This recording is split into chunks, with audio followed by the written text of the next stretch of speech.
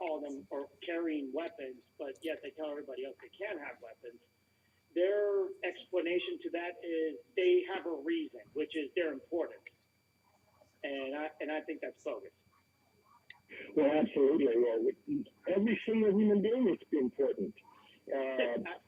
I agree. But see, it shows you what kind of people are in charge, especially on the left. We have a lot of men on the right that feel the same way, but they are elitists, and it's the same kind of elitists that ran the communist government, the socialist government in Russia, in China, in Germany, in virtually every communist country.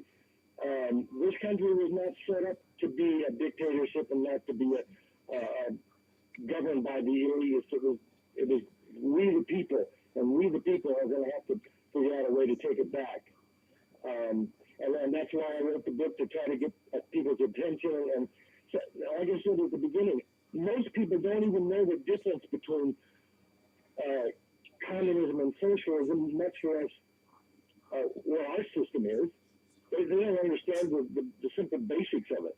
And I set that up in the first couple of chapters of my book, and in very easy to understand language, and anybody who reads it is going to understand what it is, what communism, socialism is, what our system is, why the difference is, and why we can't afford to live under a communist socialist system.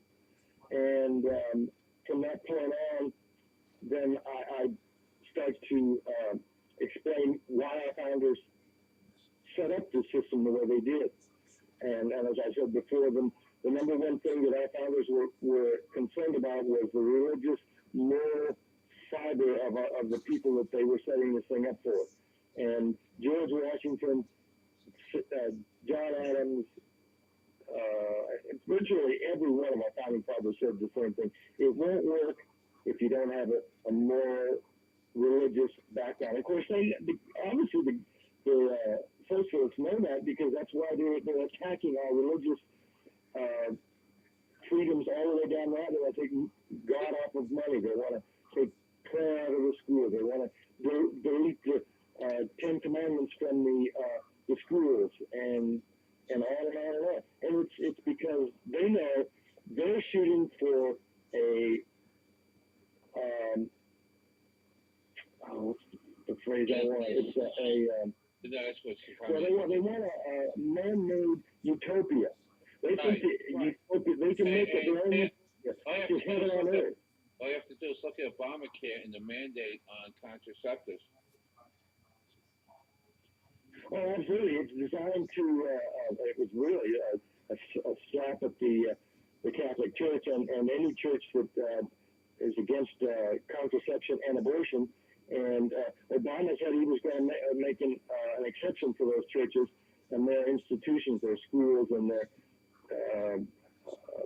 hospitals and whatnot. And then he turned right around and after having all sucked in and thinking about supporting this thing, and then said, oh no, sorry, we're not going to do that.